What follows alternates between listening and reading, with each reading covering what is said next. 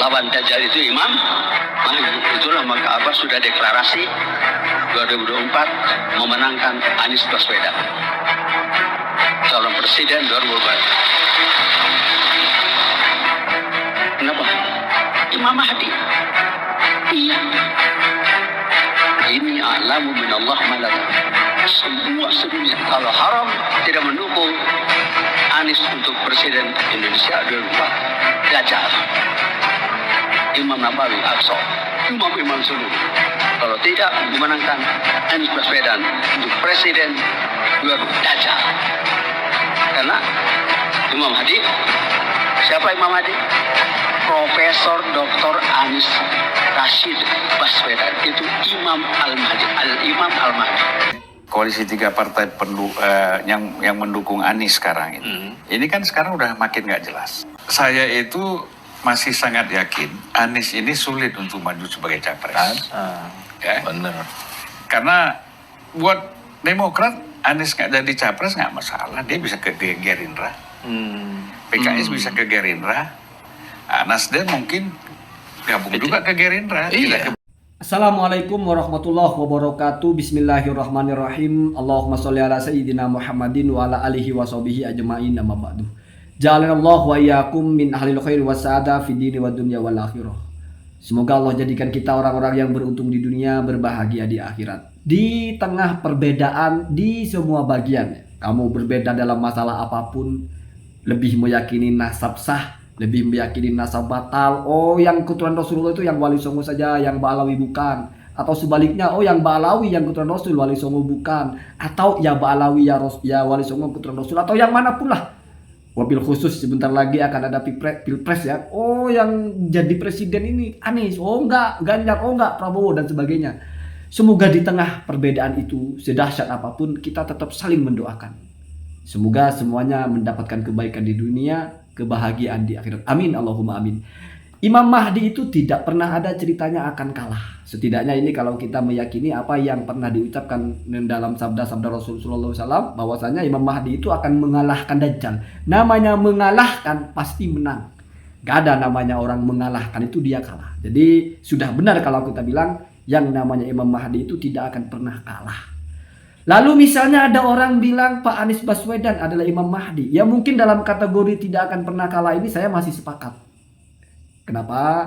Karena seseorang untuk bisa kalah itu minimal harus bertarung dulu. Saya lebih yakin kepada apa yang diucapkan politisi yang terakhir itu. Sepertinya sulit sekali Pak Anies ini untuk maju, lolos dan terdaftar sebagai capres. Mungkin akan ada masalah nanti di koalisinya itu. Nanti tidak tercukupi ya, mungkin ada yang keluar atau apa sehingga thresholdnya 20% atau 20% itu nggak tercapai, nanti calonnya nggak jadi maju.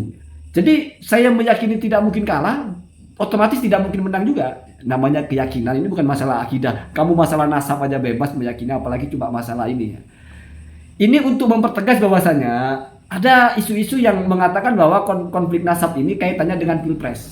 Jadi gambarannya seperti ini kira-kira. Habib Ba'alawi itu nanti rata-rata mereka minimal akan mendukung Pak Anies Baswedan karena sama-sama orang Yaman lah, Baswedan, Ba'alawi. Walaupun tidak sama-sama nasabnya tapi sama-sama orang Yaman lah begitu. Satu. Yang kedua, ya sudah pernah ada dulu bagaimana yang paling getol mendukung Pak Anies itu yang dikomandani oleh Habib gitu. Misalnya begitu ya. Ya ketika Pak Anies berhasil menjadi pemimpin di Jakarta dan sebagainya. Jadi akan ada kemungkinan besar bahwa Habib itu kalau nanti terjun di pergerakan politik mesti kubunya ke Pak Anies. Untuk menjegal itu maka hancurkan dulu Habibnya, serang nasabnya. Sehingga masyarakat terbuka dengan kajian ilmiah, nasabnya mereka tidak tersambung. Oh mereka berarti tukang bohong, ngaku-ngaku keturunan Rasul tapi nasabnya berantakan. Ada 5 versi. Mungkin nanti bisa ada 10 ya. Ini kok ngaku-ngaku keturunan Rasulullah ya, merasa superior. Nah, setelah ada terbangun sentimen seperti itu, nanti ketika dia menyerukan ke Anies, orang langsung berbalik ya sudah. Apa yang dia pilih kita jangan pilih, orang-orang pembohong. Jadi dianggap bahwasanya gerakan-gerakan mempertanyakan nasab Ba'alawi ini adalah gerakan-gerakan untuk menjatuhkan Pak Anies. Itu pikiran sebagian orang. Tidak semua berpikir begitu. Kalau saya pribadi sama sekali enggak. Makanya posisi saya lebih meyakini syahadah ba'alawi sah sebagai keturunan Rasulullah, plus saya juga tidak pernah merasa bahwa mendukung atau pro atau lebih mendukung kepada Pak Anies Baswedan untuk menjadi presiden. Jangankan mendukung, saya yakin lolos saja enggak gitu. Apalagi menang. Kalah saja kayaknya enggak, apalagi bisa menang ya.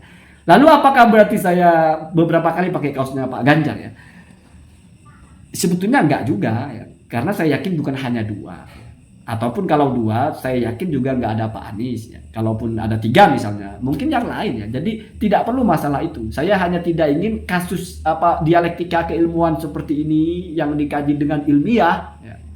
Ya entah kamu menganggap ilmiah sebagai kedok. Bagi saya kalau masih bicara kitab, masih membantah secara kitab, ada eyel-eyelannya, ya biasalah. Setidaknya itu masih dalam koridor bahsu ya. Masih dalam koridor kita mempertahankan argumentasi tapi dengan hujah yang hujahnya itu ada rujukannya, masih ciri khas sebuah kajian ilmiah lah begitu ya, apapun hasilnya ya. Saya tidak berpikir sama sekali itu berkaitan dengan isu-isu politik. Biasa untuk mempertegas saja, mungkin di YouTube itu yang gencar, yang membela atau lebih di pro meyakini Ba'alawi ya termasuk saya. Ternyata tidak otomatis saya malah setuju atau mendukung Pak Anies Baswedan. Apalagi saya kasih tahu kalau gaya-gayanya seperti itu, muncul orang-orang bernarasi yang amazing, fantastis.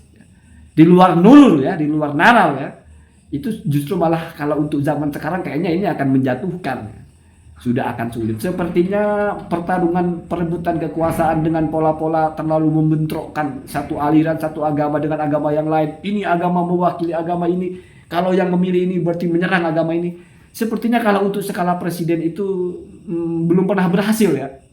Walaupun saya tidak mau bilang sudah pernah gagal, tapi sepertinya belum pernah berhasil ya. Jadi ada satu calon presiden yang mesin kampanyenya itu berbalut agama gitu, didukung apalah.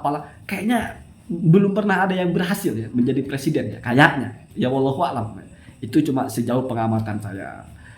Jadi mari kita partisi bagian-bagiannya. Ini kita bicara nasab, bicara pilpres.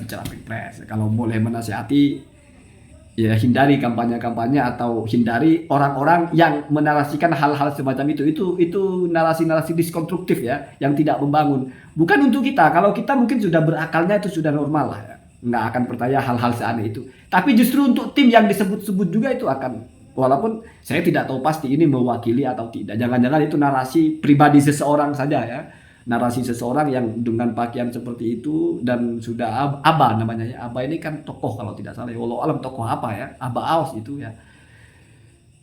Ala kulli hal, apapun yang kita perdebatkan, apapun yang kita perbedakan ya, satu sama lain merasa yang paling benar. Selama tetap masih memegang apa yang saya jadikan setiap konten saya terbuka dengan doa itu atau diberikan pembukaan dengan doa itu, yaitu ja'alallahu wa iyyakum min ahlil khairi wasya'ada fid dini wad dunya wal akhirah. Amin Allahumma amin. Tetap berpegang kepada doa, saling mendoakan satu sama lain kebaikan dunia, kebaikan akhirat, maka perbedaan tidak akan melahirkan kebencian. Sentimen sedikit-sedikit boleh, tapi jangan lalu mengutuk orang, mengharap orang jatuh. Saya harap orang ini tidak dapat kebahagiaan dunia akhirat. Jangan ya. Jangan. Kenapa? Karena kita tidak akan pernah ada untungnya berharap keburukan untuk orang lain. Tapi kita tidak akan pernah rugi kalau kita berharap atau mengharapkan kebaikan kepada orang lain. Assalamualaikum warahmatullahi wabarakatuh.